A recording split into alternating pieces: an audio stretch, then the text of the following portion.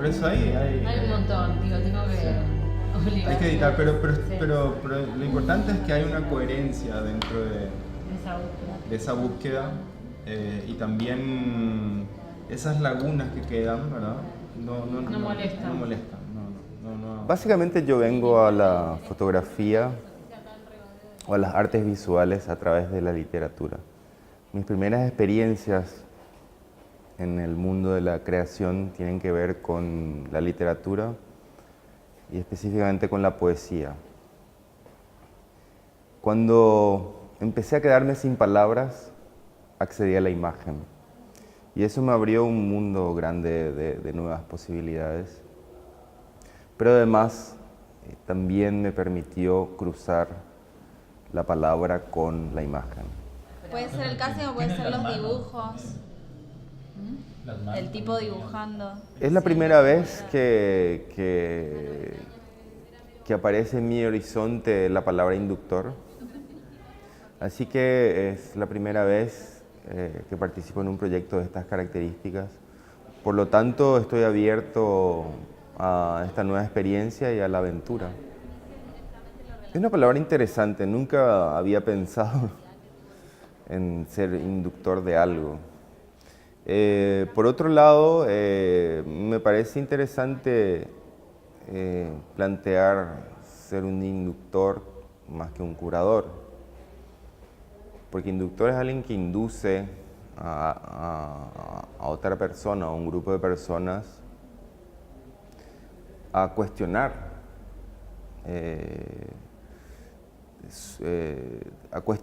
no solamente la historia o la realidad, sino también a cuestionarse a sí mismos. Bueno, por eso, más que curador, sí, somos inductores. Y con ese criterio se eligen las imágenes claro, y desde ahí se habla. Claro, que son, y ese corte tiene que darse aproximadamente en una línea de tiempo que va desde donde él empezó a militar hasta donde él tal vez dejó de usar ya esa doble identidad, ¿no? Puede ser más que 2 años, ¿no? El proyecto que traje y que propuse al CDF se llama Otras Memorias y tiene que ver justamente con ese interés que tengo en plantear la memoria desde otros lugares, desde lugares laterales, como dice Walter Benjamin, peinar a contrapelo de la historia, porque, agrego yo, es la mejor manera en que las pulgas saltan. Y esas pulgas que saltan pueden tener diversas formas. Es la manera de poner en evidencia que las historias, sobre todo las historias oficiales, no tienen una unidad granítica, ni tampoco son lineales. Hay saltos en el tiempo. Hay instancias que vienen de otro lugar y que se juntan y que al coincidir en un punto aparece una nueva imagen o aparecen nuevos conceptos con los cuales se puede seguir trabajando.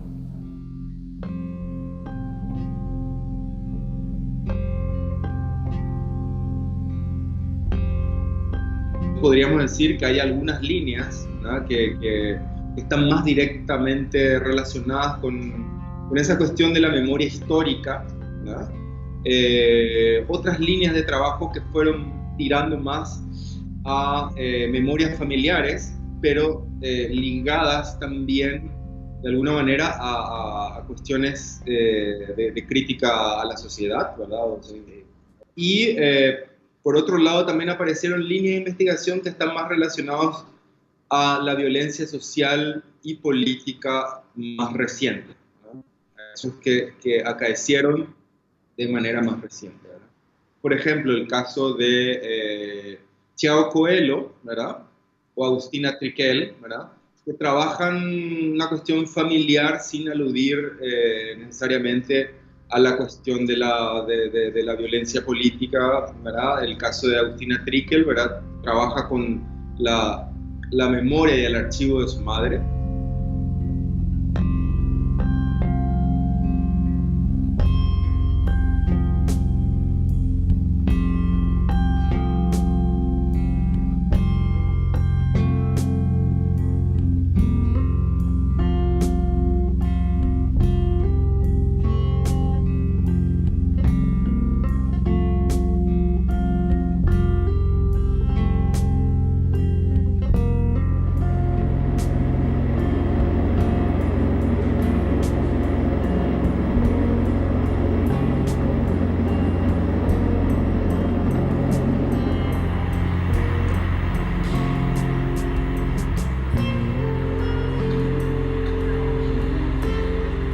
el caso de Thiago Coelho, que trabaja la memoria de su nana, ¿verdad? Que vino hace 30 años del nordeste brasileño y había perdido contacto con su familia. Entonces él emprende con ella, con Dona Ana, ¿verdad?, el viaje de regreso al reencuentro.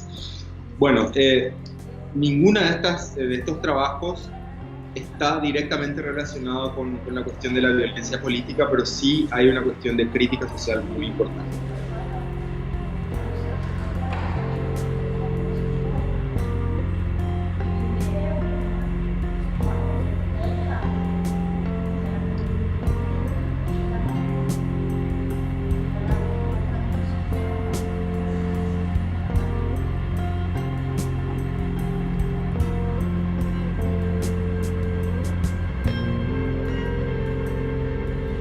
En el caso, por ejemplo, de Leonardo Wen, toma los hechos de la violencia policial en Brasil recientemente,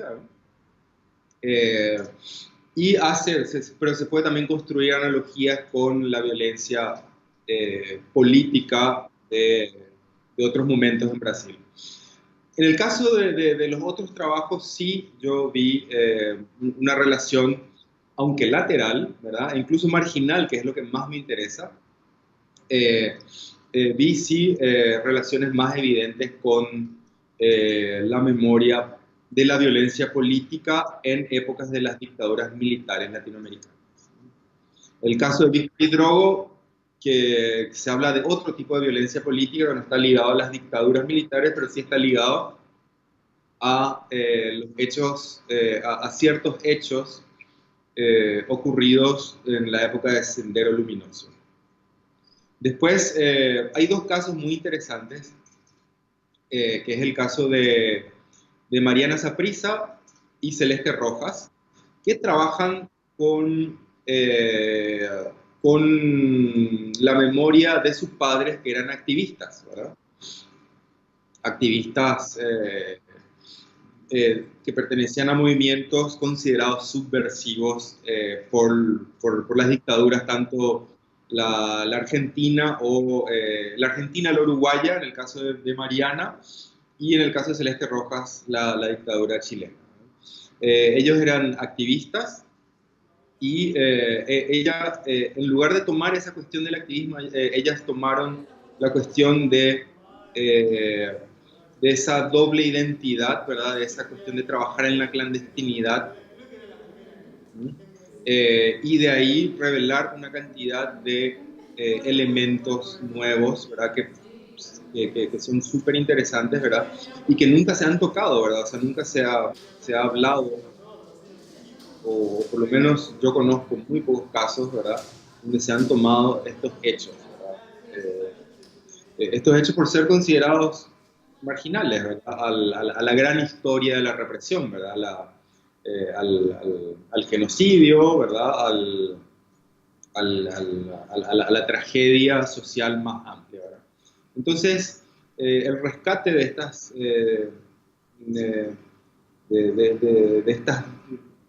estos fragmentos de vida, ¿verdad?, de vida activista, desde un lugar lateral, me había parecido interesante en el caso de estas dos artistas.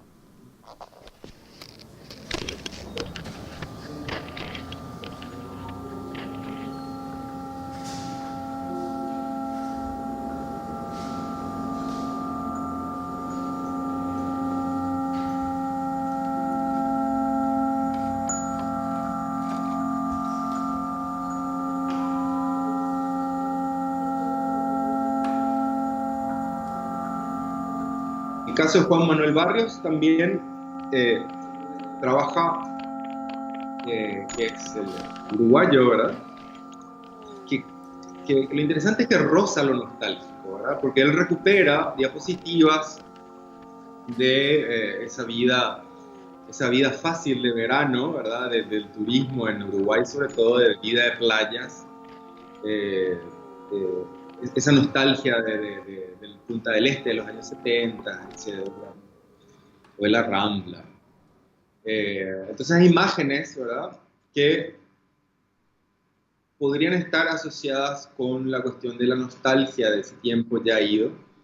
Sin embargo, él hace dialogar, él contrapone o contrapesa con imágenes políticas, incluso está el color desvaído de las diapositivas en contraste con ese color blanco y negro de estas manifestaciones políticas que ocurrían en Uruguay al mismo tiempo.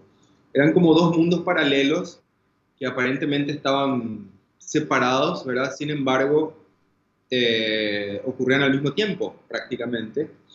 Y entonces eso genera una tensión y una tercera imagen. ¿Dónde? En el hotel. En el Hotel Cabrera. ¿Pero se escuchan qué? Ah, sí, se escucha. Ya, bueno. Pero te alumbra ahí, pues. Ahí le está alumbrando ahí adentro. Guay, vamos a ayudarle a los... Sí. Ya aquí parece que ya sale el señor.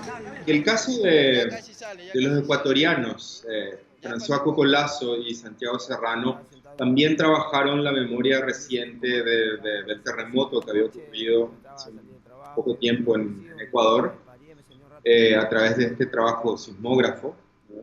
Y lo que era interesante y que es bastante original es que ellos plantearon trabajar la memoria física del terremoto a través del testimonio, de la sensación de los que fueron víctimas, los que vivieron ese terremoto. Entonces, eso me pareció una cosa bastante novedosa, o sea, una estrategia bastante novedosa y que se resolvió bastante bien desde el punto de vista visual. Yo estaba aquí, aquí ahora estaba sentado. Me había salido a bañar a las 4 de la tarde. Me había salido a bañar y estaba sentado aquí en una silla. Una cosa es que te cuenten, que alguien te cuente, ¿verdad?, cómo perdió su casa o su familia, ¿verdad? Pero otra cosa es que te cuenten la sensación de terror, ¿verdad?, la sensación física, ¿verdad?, del momento del terremoto, ¿verdad? Eso también es memoria. No solamente la cuestión de la tragedia social, que es sí muy importante, pero también de la catástrofe psicológica que puede ocasionar un hecho traumático como el terremoto. Ya le traigo ayuda. Entonces eso reafirma, este tipo de trabajo reafirma el título de esta línea de investigación que se llama Otras Memorias.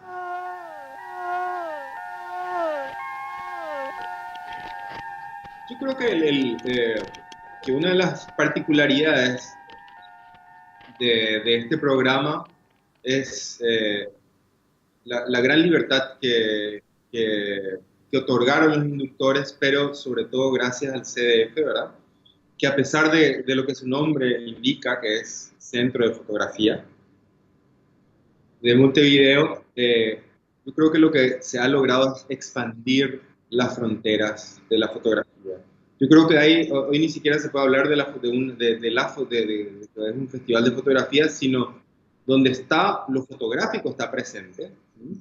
Pero lo fotográfico también está cruzado con otras cuestiones, ¿no?, con muchas otras cuestiones que exceden el campo de lo fotográfico. O sea, el hecho de meter videos, de hacer instalaciones, ¿verdad?, de hacer audiovisual, hay documentales, hay películas, o sea, hay una cantidad de elementos que no hablan estrictamente de la fotografía. Yo creo que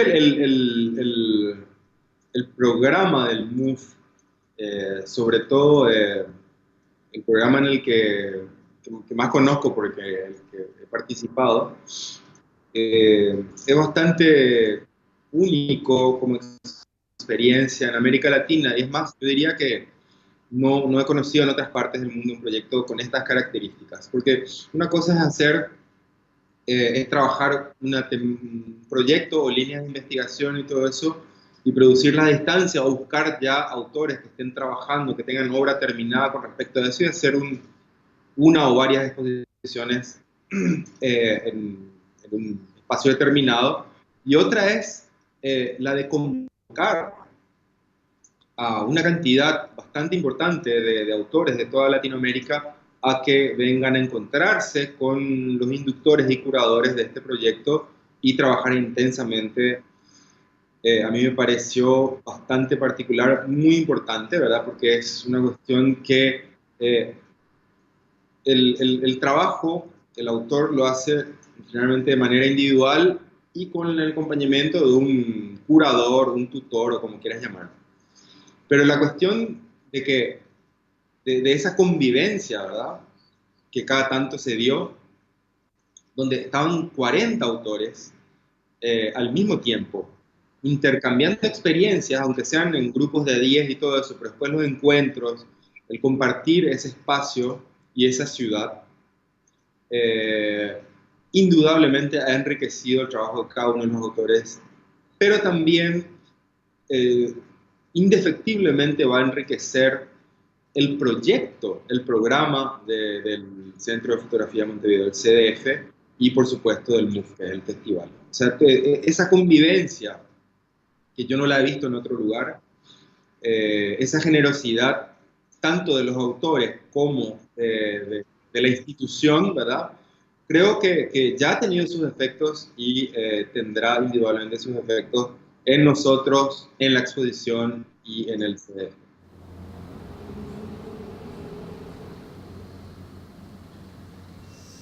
Pienso que hay una disparidad en el trabajo de memoria que han realizado las sociedades latinoamericanas. No todas la han hecho, ese trabajo de memoria no todas lo han hecho de la misma manera, con la misma intensidad y mucho menos al mismo tiempo.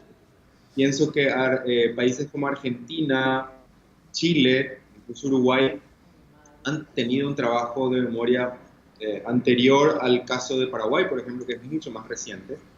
En el caso de Brasil se da de manera muy lateral y es muy diferente los casos, por ejemplo, de Colombia o de México, ¿verdad?, que tienen manejan otro tipo de violencia. Los del Cono Sur estamos más relacionados con los traumas de las dictaduras militares y sus consecuencias posteriores, porque si bien podemos decir que ya no hay más dictaduras militares en estos países, sí sigue habiendo huellas y una cultura muy importante derivada de... Yo creo que eso, desde el arte, si bien la sociedad en estos países no hizo inmediatamente esa cuestión, salvo en estos que había mencionado antes, creo que desde el arte se ha hecho desde incluso de la aparición de estos fenómenos políticos de corte fascista.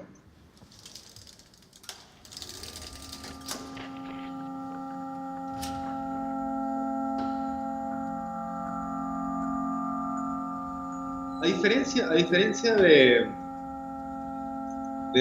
autores latinoamericanos que han trabajado lo que podríamos calificar como arte político, arte crítico durante los 60, 70, 80, de alguna manera yo decía que el arte, la fotografía, suplantaba algunos silencios que venían de las ciencias sociales, o incluso podría decir de la literatura, porque estaban mucho más expuestos a la censura. Sin embargo, el arte, por sus propias características elusivas, ¿verdad?, o mostrar una cosa al tiempo que está hablando de otra, creo que logró pasar una cantidad de crítica importante a la cual no podían acceder, como decía antes, las ciencias sociales. Yo creo que eso, con el advenimiento de las democracias, en países donde todavía podemos llamar post-dictadura, porque todavía las democracias son muy frágiles, yo creo que la cosa se equilibró bastante, ¿verdad? Se equilibró bastante, y eso en el sentido de que la historiografía, las ciencias sociales han tenido la oportunidad de poder investigar y trabajar de una manera mucho más abierta, ¿verdad?, mucho más que están bien en democracia, y eso ha servido mucho también para lo siguiente, para los cruces interdisciplinarios. O sea, hoy día